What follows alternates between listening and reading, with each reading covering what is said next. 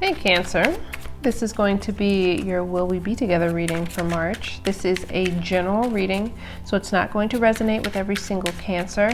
If it does resonate with you, wonderful, but if it does not, please feel free to check out your moon, rising, or Venus sign, and I'll leave a timestamp in the comment section below for when the reading actually begins. I've already pre-shuffled for both partners, I just haven't cut the deck yet, so we'll get into that. All right, let's get started. Clear and concise message. All right.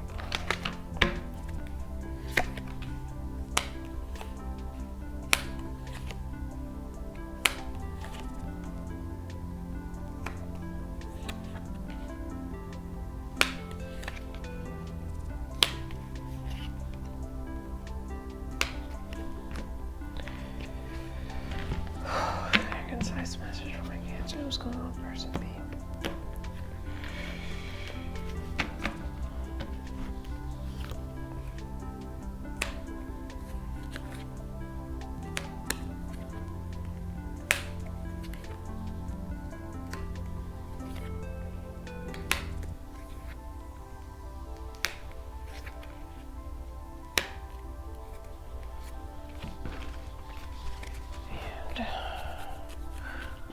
What's the near future between these two? What's coming up between these two in the near future?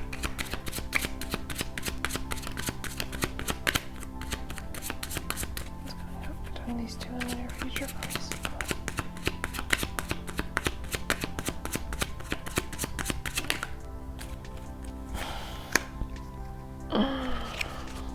All right. Okay, Cancer, let's jump into this. I'll be referring to this side as person A, this one as person B. If this is your reading, just choose whichever side resonates. Remember that energy is interchangeable. So right off the bat, the signs that are here prominently: Virgo, Aries, Cancer, Sagittarius. Those are the most prominent, but of course you could be dealing with any sign, as well as Aquarius, Libra, and Gemini is here as well. So let's jump into this. I'm going to start with person A and how they're feeling right now and what's going on with them. So right now, presently, person A is the Hermit card here. I feel like for right now, person A is doing a lot of thinking and contemplating about exactly what they want out of this connection here.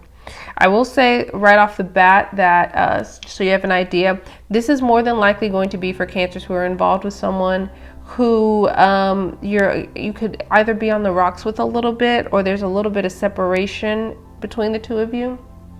Because for this person right now, they're doing a lot of thinking and evaluating, and I feel like they're a little bit indecisive on exactly what it is that they want, because I feel like person A is trying to determine whether this relationship is something that they even want to pursue.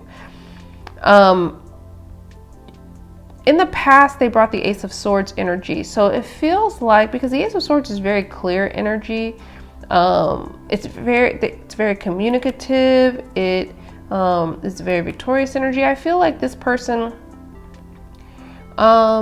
communicated their needs and desires pretty well. I also feel like I really do feel like they thought that this relationship in the past was a good idea and something that they wanted to pursue. But right now they're a little bit uncertain, and they're just not sure, and they're trying to figure out what's best for them and which direction to go. They're hoping for, in the future, the Two of Pentacles. They don't know exactly what they want out of this connection, period. Keep in mind, there's no cups here, right? So for right now, for person A, it's not about what they may feel for person B. It's about what's best for them and what they're thinking will be the best course of action for them. Because with the Two of Pentacles as to what you're hoping for, I feel like this person is hoping that they will weigh all the pros and cons of this connection and make the best decision. It's not about oh, I'm hoping to be with this person. That's not what they're hoping for right now. They're hoping that they're going to make the best decision for themselves. Now, for person B right now, they are in the Seven of Swords energy presently. There's something either that there's something either that they're trying to escape from with the Seven of Swords energy. They could be being very, very deceptive, sneaky. They could be lying about something. And what's interesting is I feel like for person B, this was a person who, when they were in this connection with person A, never really wanted to fully commit at every level. And I feel like they were always sneaking around potentially with other people potentially. With this energy, because in the past what they brought to the connection was the Nine of Pentacles. This can be contentment and happiness and feeling very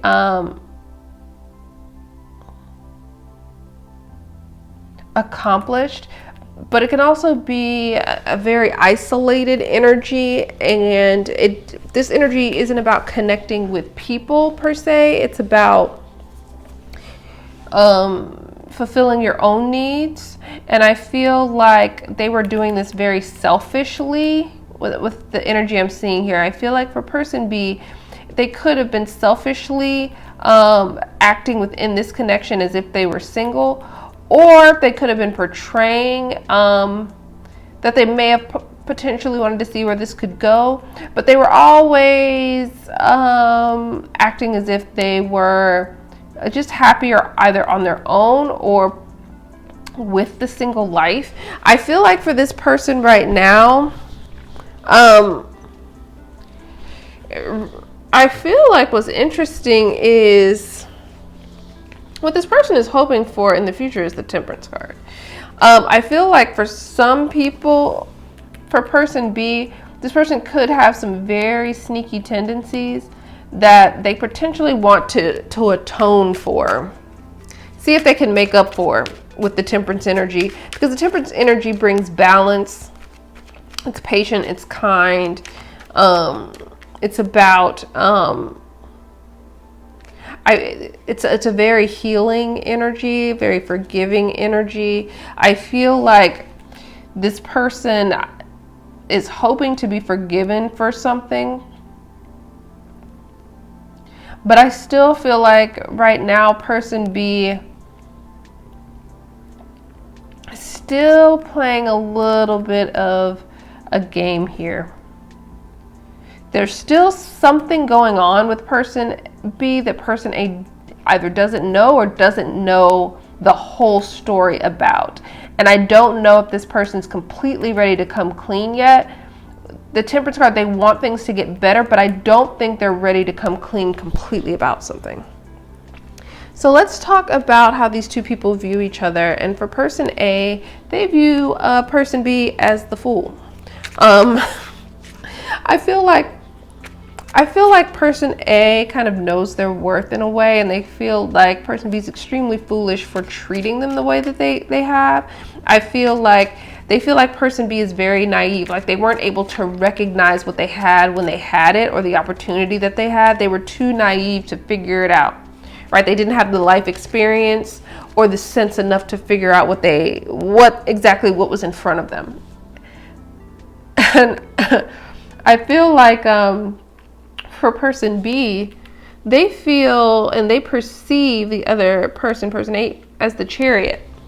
I feel like person B feels like person A always has been pushing to move things forward in the connection, because I feel like they feel that person A knows what they want and feels like there is a certain direction that relationship should go in, and almost as if it's kind of like hop on the train or get left kind of energy. And I feel like that's how person B perceives the attitude of person A.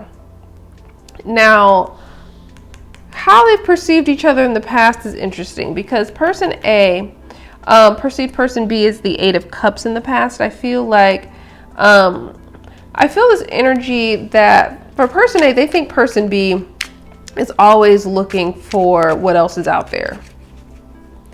I feel like for person A, they feel like this person does not appreciate either what they have. I feel like they feel like person B is always on the search for something. Like they can't settle down. Like they're always going to be searching for what's better, or what they perceive as better. Now for person B, how they have perceived person A in the past is the Knight of Swords. I feel like person A here can come off a little bit abrasive to person B, whether it's justified or not. That's just how they're perceived. They may be argumentative. They may perceive them as someone who's argumentative, flies off the handle, is easily provoked. They could have been, person B could have been on the receiving end of some pretty harsh words from person A. And so that perception could have been well earned. Let's talk about the doubts and the fears here. So for person A, their doubts and fears, they got the Nine of Wands. What's interesting here is that the Nine of Wands is a character who's been through a lot, who's endured a lot. And I feel like for person A, they feel like getting involved with person B,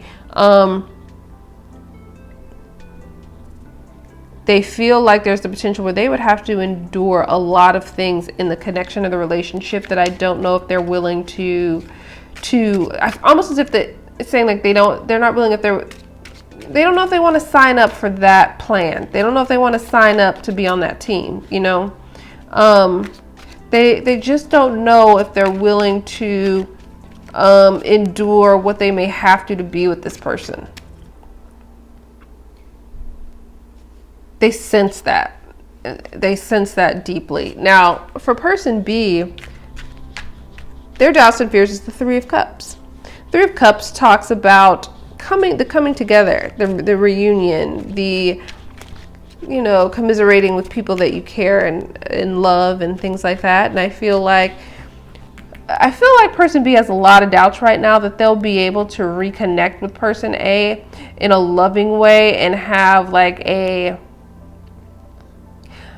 almost as if they doubt they'll be able to hammer out their differences and come out with a positive resolution where they can come back together in some kind of loving way. They have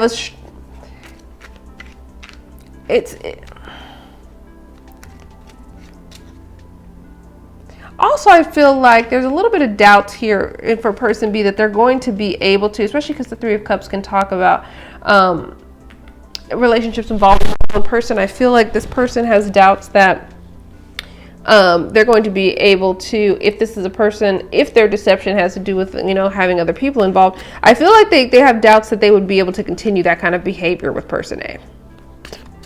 Now, let's talk about the external influences for these two. I feel like for person A right now, I just feel this such a strong, powerful energy coming in for person A. I feel like right now they're in the Six of Swords energy externally. This is what's impacting them externally. And I feel like they are healing and recovering from so many things. There's something in their life that they have really put in a lot of work in recovering from and moving on from. They also could be physically moving on from a job, making more money. They're doing something. There's an improvement that I see in the Six of Swords. There's something in their life that's going to be improving, where they were maybe having some difficulties. It's going to be getting a little bit easier.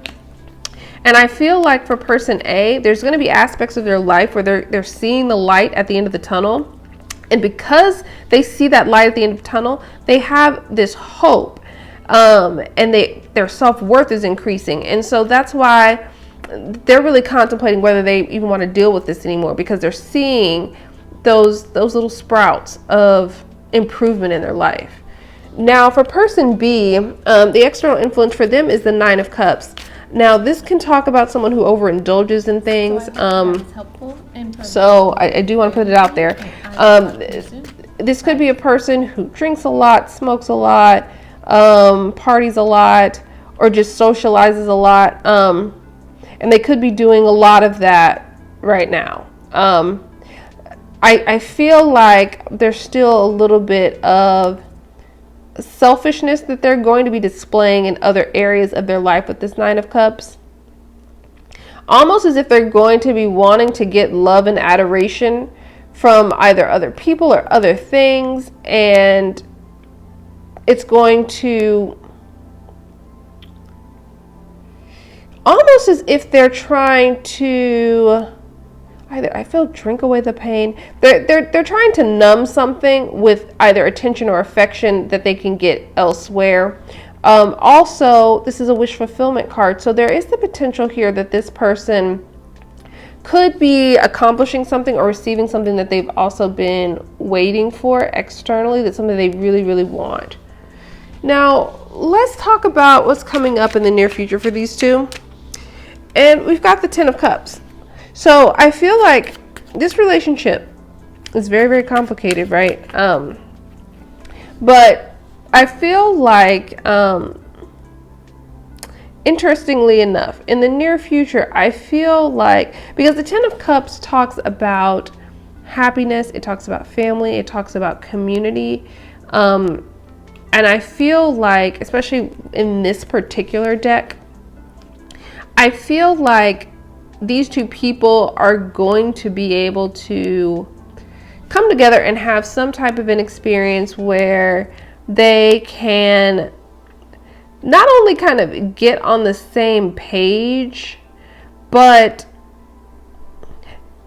there's something about connection, reconnection. There's going to be a bit of a reconnection here. Now, I kind of want to go ahead and put this out here that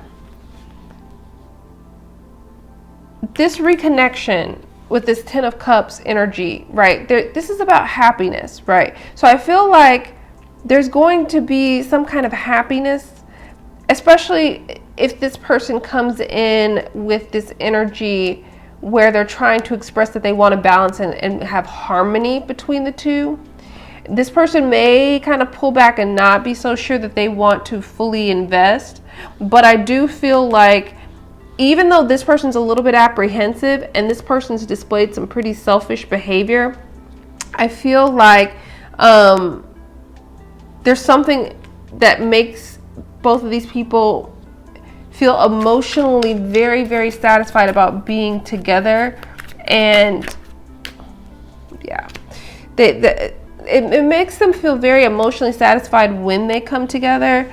And I feel like these two people are going to be working towards finding some happiness with one another, definitely. But I feel like this happiness is only going to come with this Eight of Cups energy here. The Eight of Cups talks about leaving something behind to pursue something that will truly fulfill you. And I feel like for this person, they're going to have to leave behind a lot of their behaviors and their lifestyle. I'll put it that way.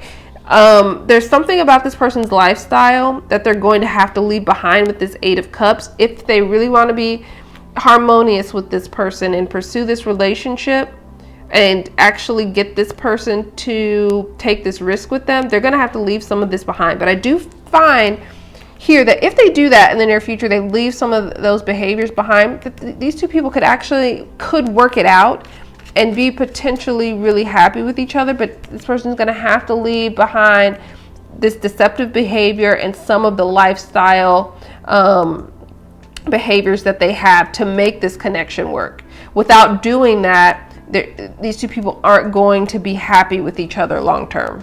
So I hope that was helpful and provided a little bit of clarity for you, and I will talk to you soon. Bye.